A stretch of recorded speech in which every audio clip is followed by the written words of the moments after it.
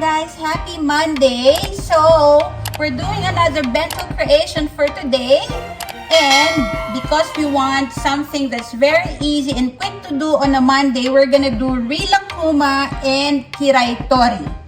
So our ingredients for today, for that creation, we have here brown colored rice.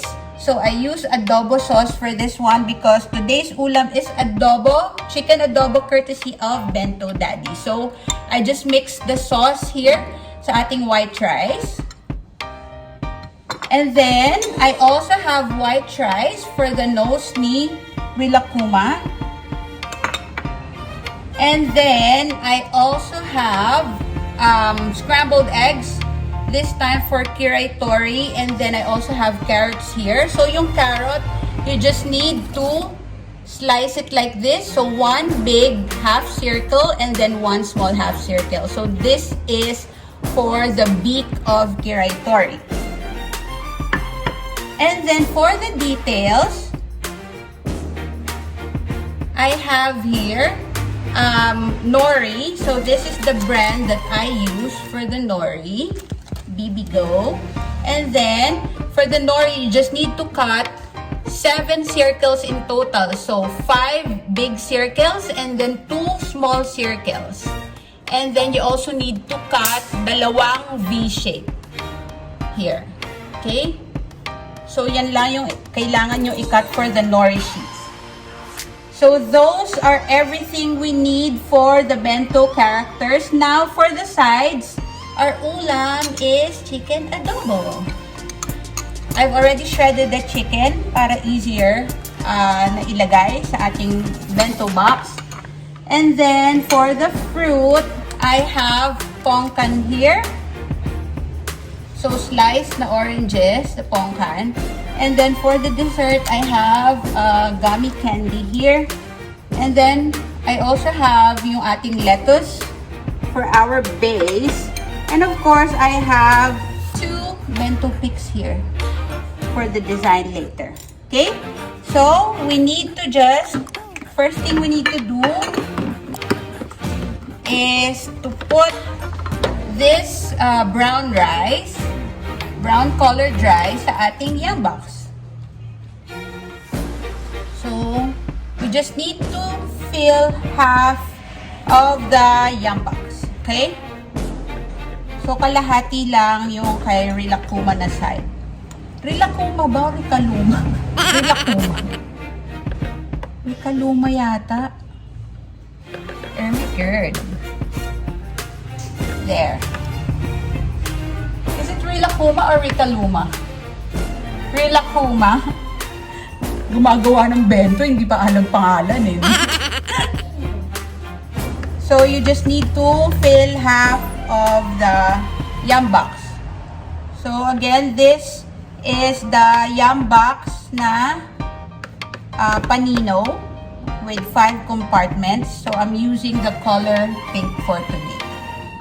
So just fill up yung half part ng main compartment with the adobo rice or with the brown colored rice. If you don't have adobo sauce, you can use any brown colored sauce na ulam, or you can also use food coloring. And then for the half naman ng compartment, we will be putting yung ating scrambled egg. Cut the sides para maganda yung edges, yung sides niya, para maging shape siya ng half circle. So, I'm just using scissors. So, here, dito ko siya ilalagay. So, para siyang half circle. There. Okay? And then, so, I forgot to put the base. Let me just do that one quickly. So, we'll just put yung lettuce natin and then put the scrambled eggs on top. There. And then for the sides, I'll just put yung ating ponkan here sa side. Then, here naman sa taas, ilalagay natin yung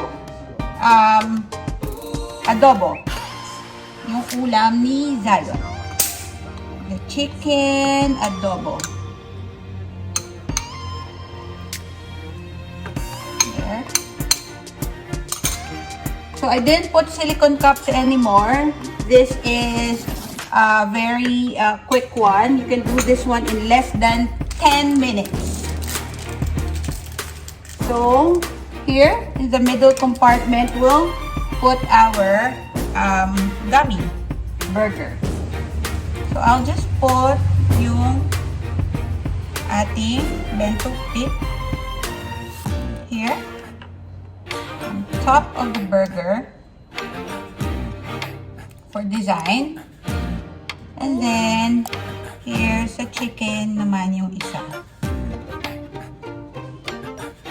So again, when you handle your kids' baons, please make sure to wash your hands. So, we're gonna put yung details. So, get your carrots. It will be para sa beak ni Kiray Tori. Okay? So, let me just adjust this one. Yan. So, you can see it. Okay, I'll set aside the other ingredients. And then, we'll just put yung dalawang small circles here. Then, you just need to put yung kanyang eyes. So, dalawang circles again. The side, there. And then, another one here.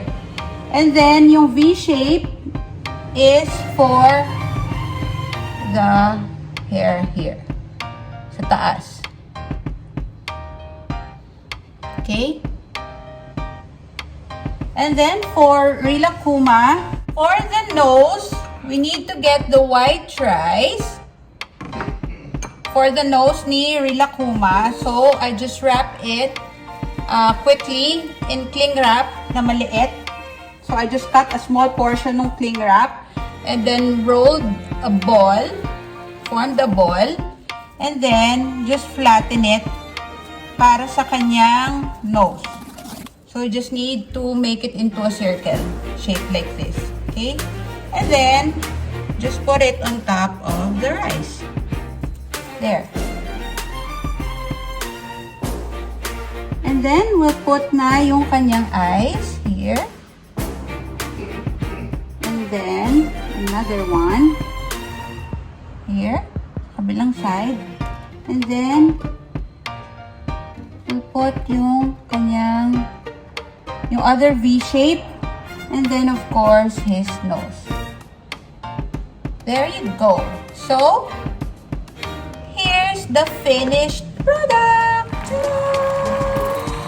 So it's very quick and easy to do. So please like and share this video if you enjoyed and learned something new today. Of course, para mas marami pang mag-try mag-bentoing. And also, please don't forget to subscribe to my channel and hit the notification bell para palagi kayo updated if I have a new video upload. Thank you for watching, guys. See you on my next vlog. Bye!